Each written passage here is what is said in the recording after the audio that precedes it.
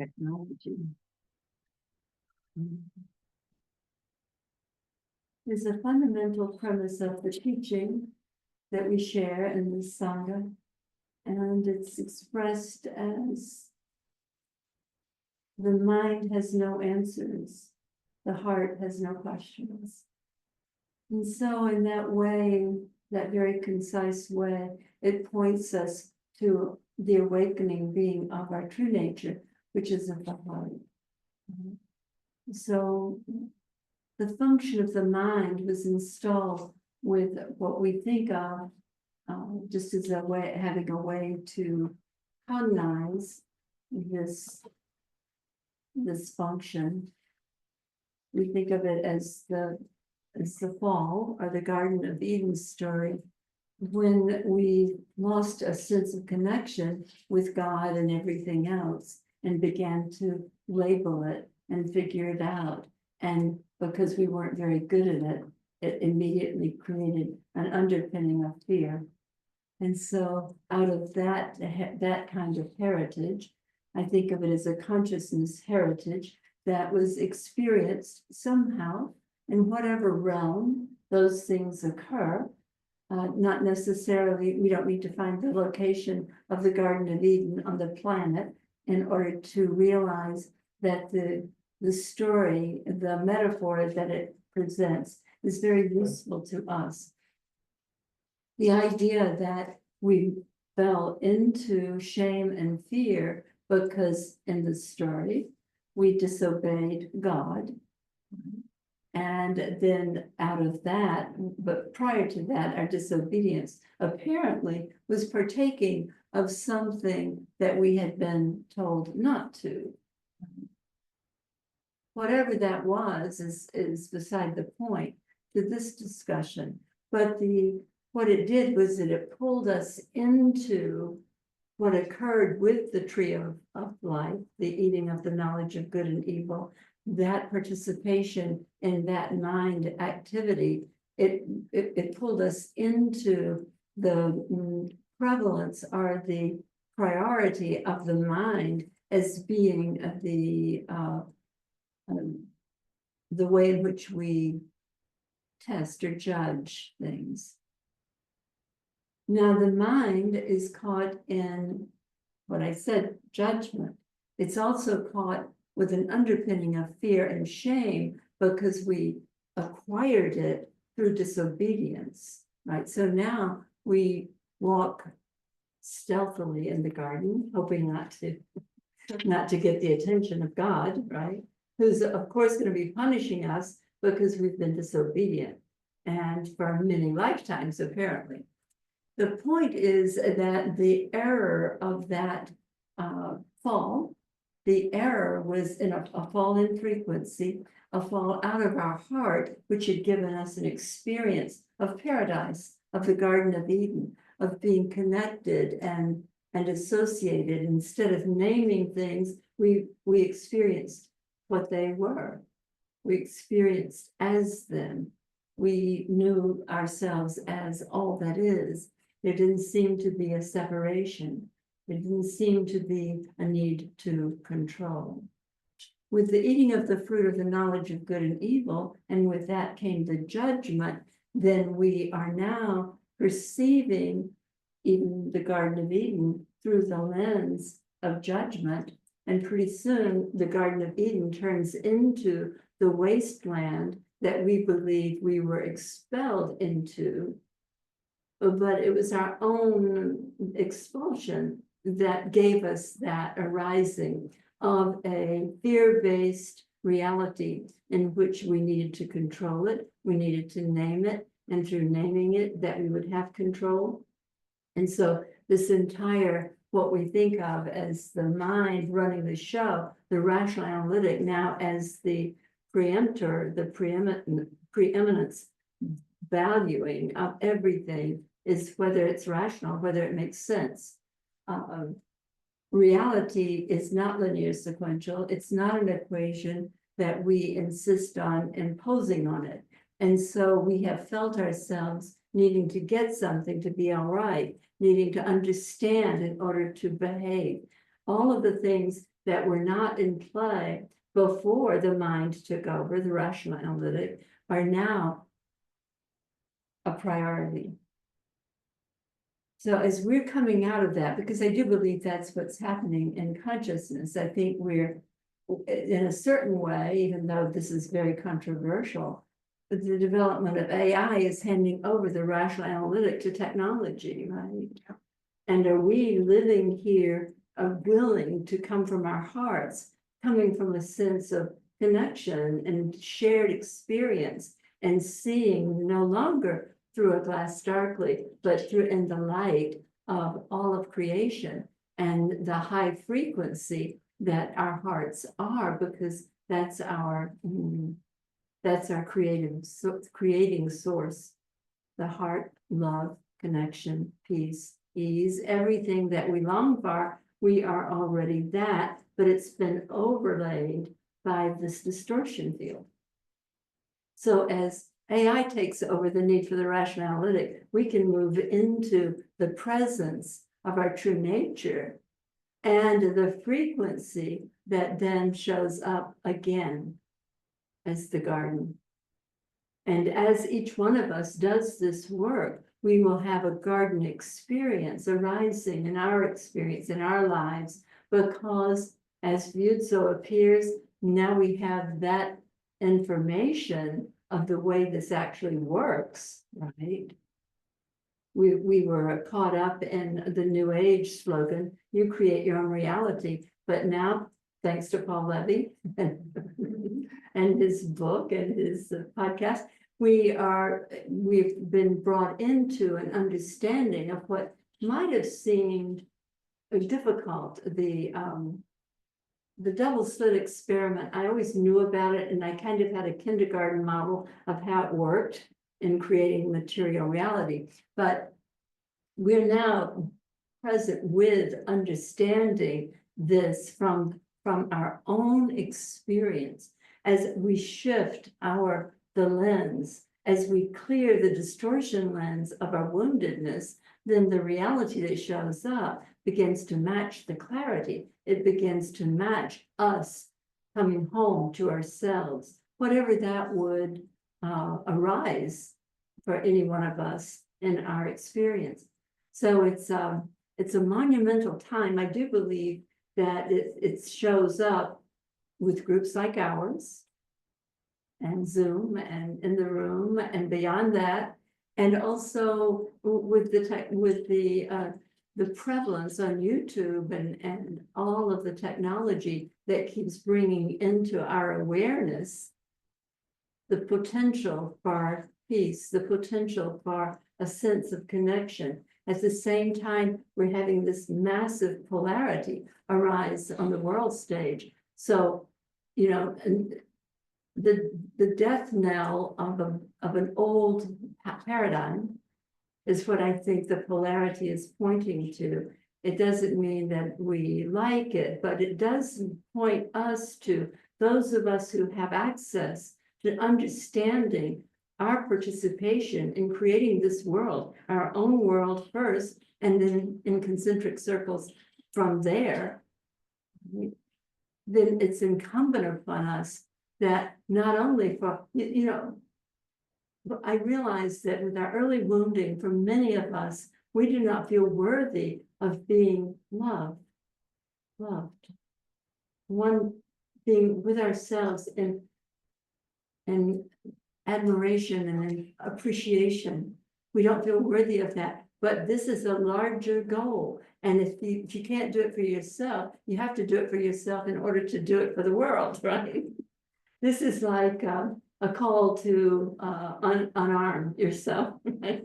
To come home to yourself, because it's such a magnificent design to realize that as I do it here, I do it for the entire reality. I shift my frequency here, and that's an unfathomable, good word, that's an unfathomable introduction in putting into play a possibility that's not in our collective consciousness. It's coming in. It's coming in through us. It's coming in through technology. It's coming in. The work that we do for ourselves in this awakening, again, is our contribution to a shift in reality. It's all one thing. And that's that can be a little baffling to the rational analytic mind. But if we're only doing if we're only motivated by our self-serving need to have more peace, then go with that, right? It's like, that's fine, because it still has its impact. It still has its way, as above, so below. We're bringing in the heaven. We're bringing in the connection. We're bringing in the field of allowing that the heart is, where there is no judgment, where there's just choice. Yes, sometimes no, but peace. The fundamental experience of the awakened state is a peaceful, easy, happy presence in this moment, without a mind caught in fear that's pulling you into a future and thereby creating difficulty. And so it's incumbent upon us that we stay present on our own behalf and notice when there is a trigger, that we have the tools to use to dispel what's created the distortion field that's been informing the quantum field that then shows up as a 3D reality. Quite an equation, isn't it? Yeah, I'm surprised I could say that. Yeah. Impressed, yeah. So today we'll be working together, and now it'll be all of your turns in here to interact with me and with each other on behalf of the clearing of the distortion field. And of course, questions and answers for sure. So if you're in this room, in Robert's house, you can raise your hand. If you're in the Zoom room, you can also either raise your hand with the hand react tool, or you can unmute and raise your hand, and I will spotlight you to join with Polly.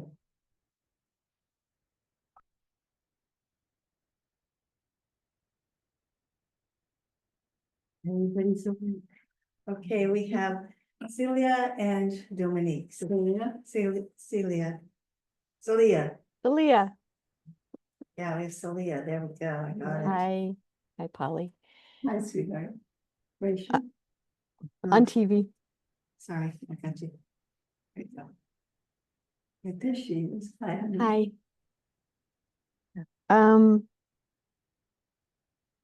So I'm sitting with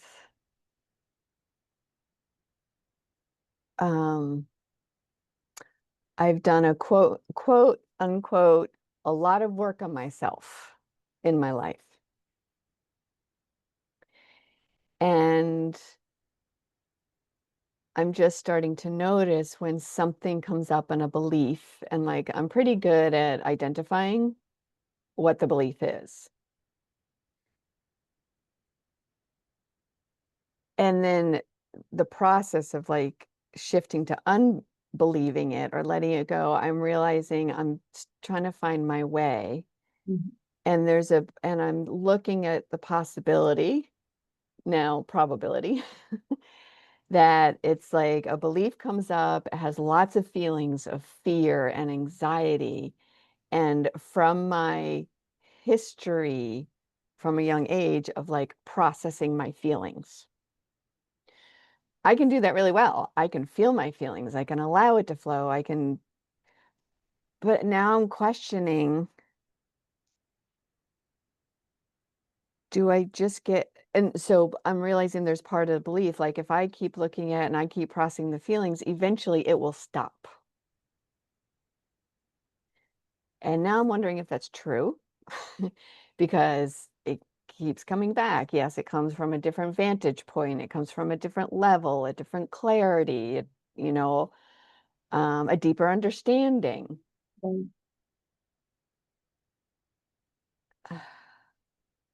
But I'm questioning if it's useful and if it's, and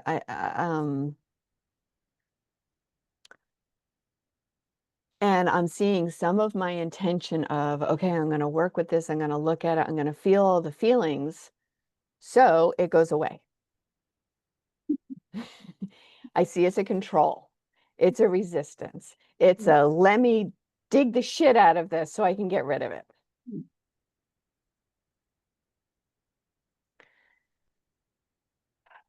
And I've been doing that for decades. And I'm just starting to question, maybe that's not the way. Well, an investment starts to, we invest in what we don't want with attention, because attention is what we have. That's what we use. So I think you're all of a sudden the awareness that you have is increased enough for you to see the reality of what you just expressed, which is my attention to this, my working with it is what gives it the energy to continue or to show up in 5 months or 3 years or whatever. And so the attention is to come home to oneself. And the seeing through the 6 steps, the seeing through a trigger, what you've been believing has to do with bringing in awareness. And awareness is a distinctive aspect of our true nature. It is, in fact, who we are. It could be equated with the I am, but the awareness is a shining light. It's consciousness, but awareness or consciousness shining on an object, say this wound that continues to create difficulty and recur. That's how the 6 steps work. The step number 6 is I shine the light of awareness on this early conclusion. I don't matter, I'm a piece of shit. And I see clearly. I am having the experience when I am aware of something that I am not the something, I am the awareness.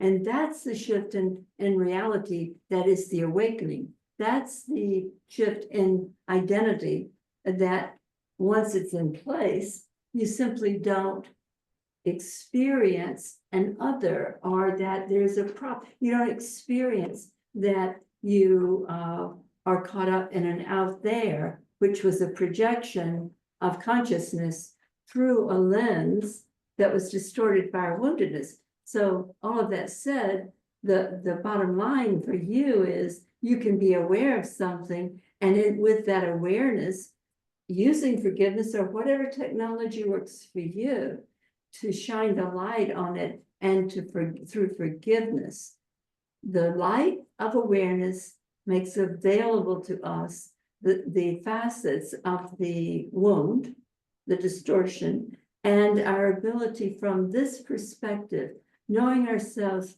as the awareness of it, we have the possibility of forgiving what was never true, what was unavoidable but never true. And so it is dispelled. If it comes back again, it's still the same work. What you're pointing to is a psychological approach, which is never going to work because it's at the level of the problem. We work out, all of the technology of whether it's internal family systems, or I'm okay, you're okay, or nonviolent communication, or whatever. We're working it out at the level of the problem. And then we are free in this experience for a minute, right?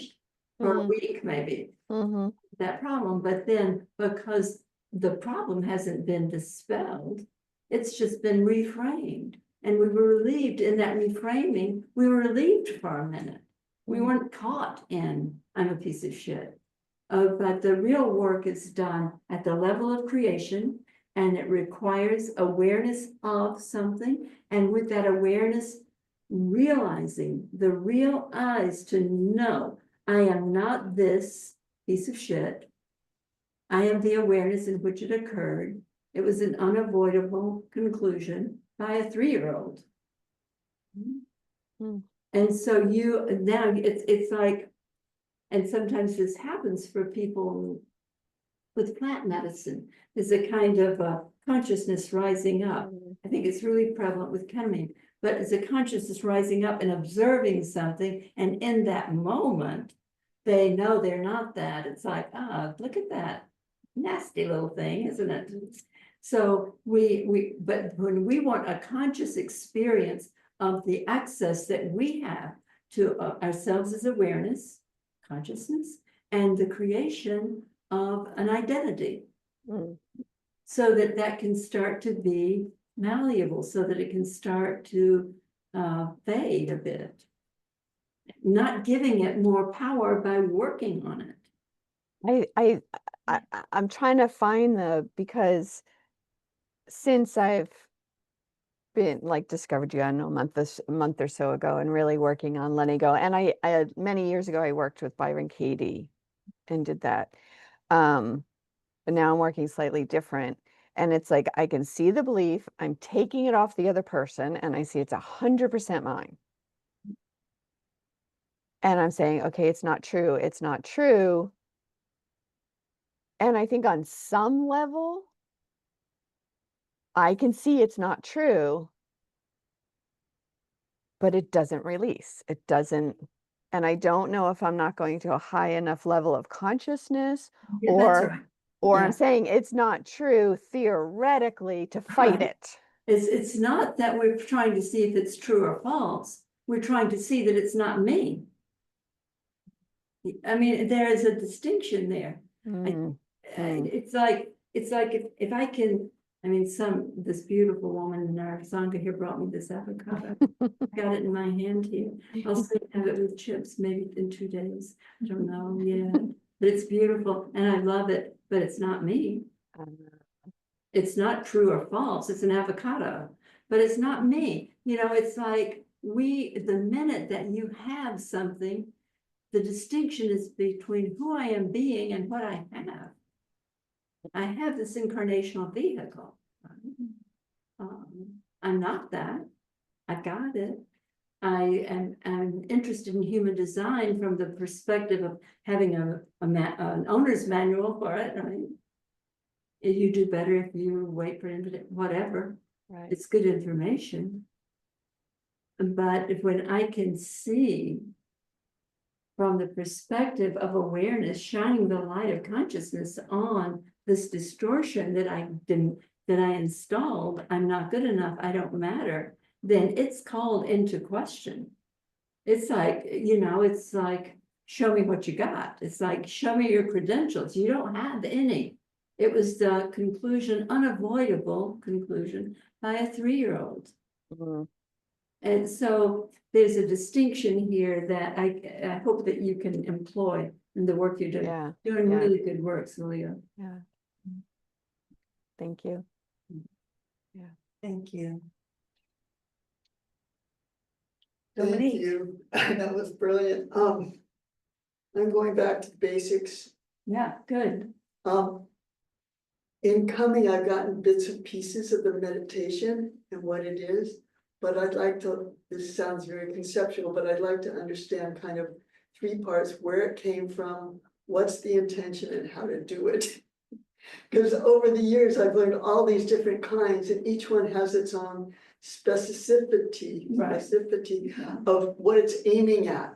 And this one's very different than anything I've come across. Well, I was not a meditator before the awakening, and so I never learned all the ones that you did. There may be some of those that work for you now. The only thing I have about meditation is to actually have the experience of knowing yourself as your heart. So the induction is kind of random and half-assed most of the time. But what it's pointing to is to fall out of your mind and your rational analytic interactions with reality and into your heart, and in that spaciousness, knowing that as the awake awareness, that's my true nature. It could be equated to the quantum field. That's our access to the field. It's like, so the induction for the meditation that we do here, it can be your own induction also. You should feel free to use whatever method, or whatever formula works for you. But the coming together, just to notice that we are falling out of our minds and into our hearts, is actually a reminder about the work that we do here also, isn't it? Mm.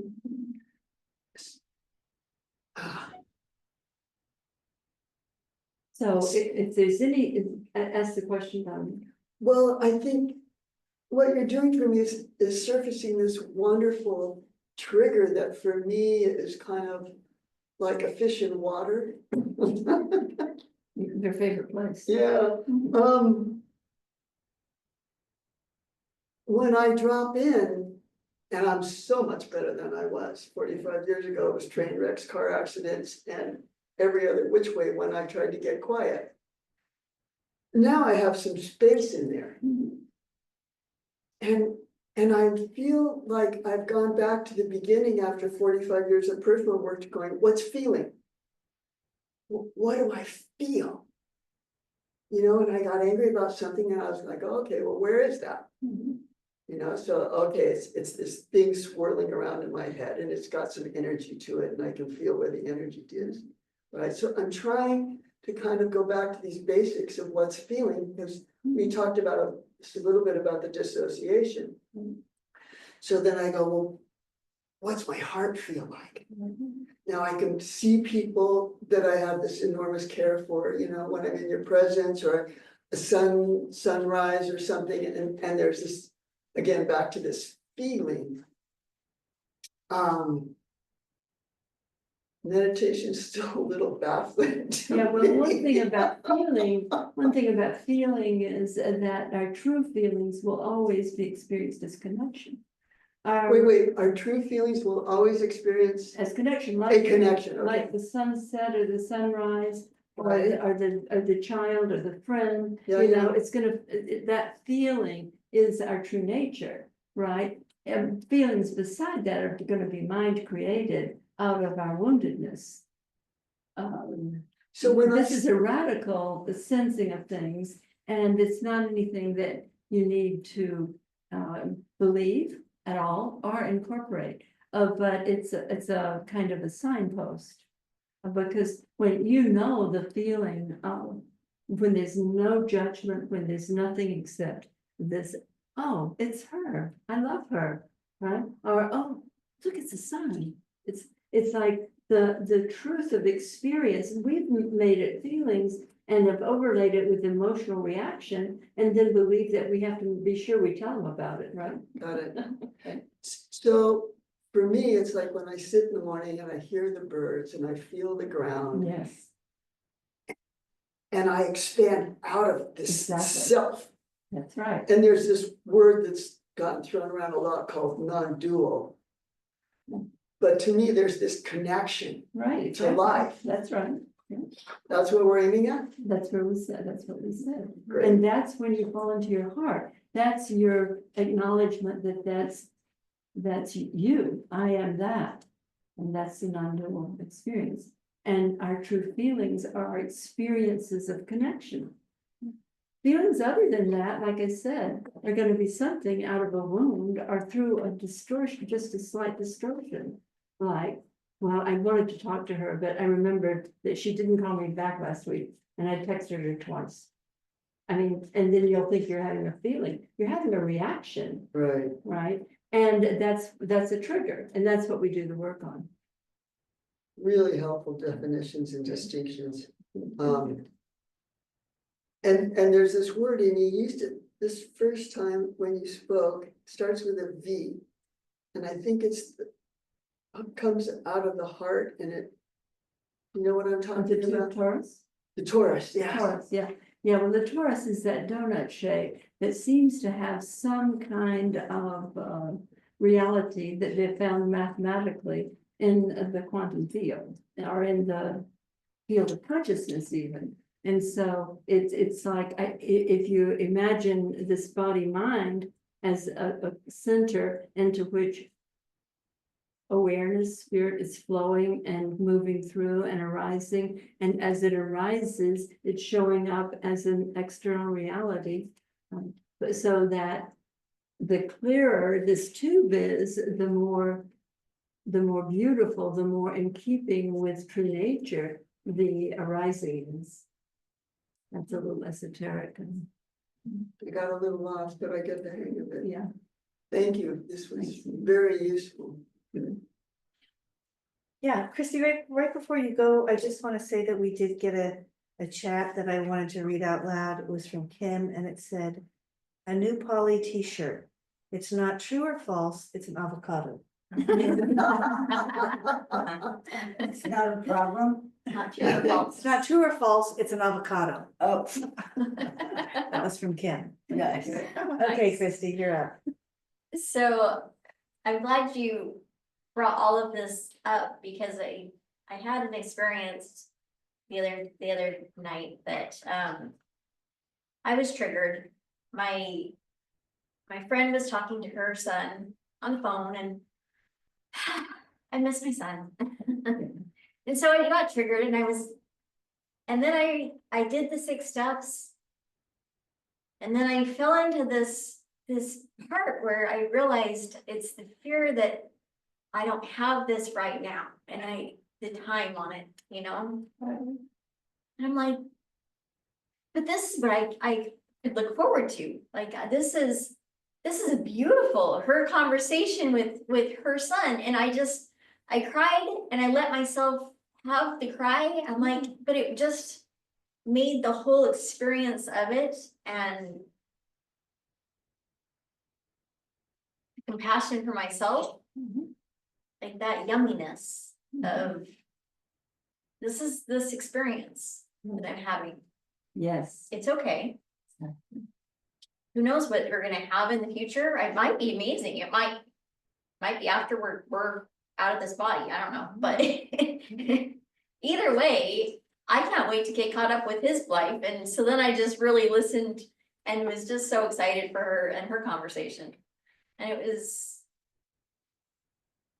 yeah, I'm glad you brought all this up because then I sat there going, okay, am I just pouring sugar over shit? Like you like to say sometimes. I'm like, or is it, this is really allowing everything to just be. Yes. Yeah, if you're efforting to make things, to put sugar over sugar, if you're efforting to see things through a pink glass or whatever, what is it say, rose-colored glass, right? If you're doing that, otherwise, if you can just be with exactly what it is, everything comes to pass, except that in our resistance, we stick things that we didn't want when they first showed up, but now we're stuck with them because we don't allow them to keep moving. Everything comes to pass in the awareness that is the one I am. So reality is that I am that I am. And everything else is a creation showing up in that space, in that awareness. And what your mind helped you with a little bit during that reaction, that trigger, was the reminder that it can be anything.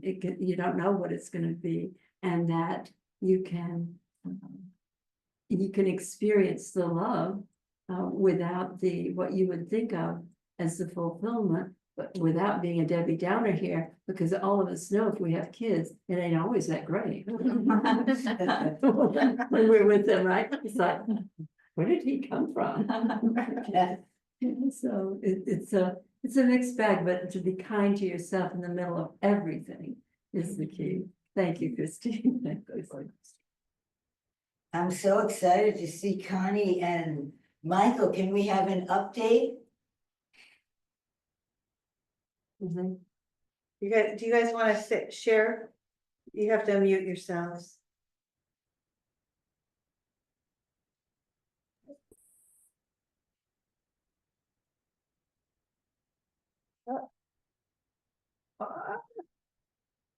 I think it looks good. It's not Yes. unmuting.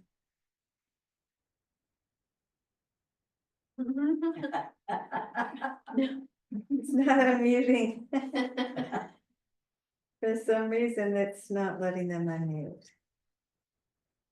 But she looks amazing. Yeah, it does. You look great. They can hear us, right? Yeah, they can hear us, but they're not allowed to unmute up here, maybe. Oh, yeah, there we go. There you are. For a Fig Newton of our imagination or something. I don't know. Speak. We were in Arizona for the summer. You lost that bet, right?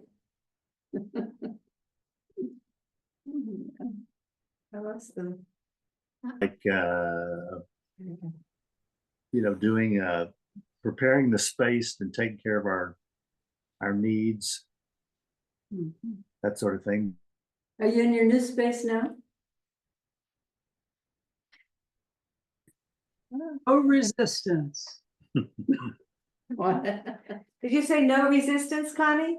No resistance. Everything that comes up, we just don't resist. Perfect. Right. We're You're gold star students for sure.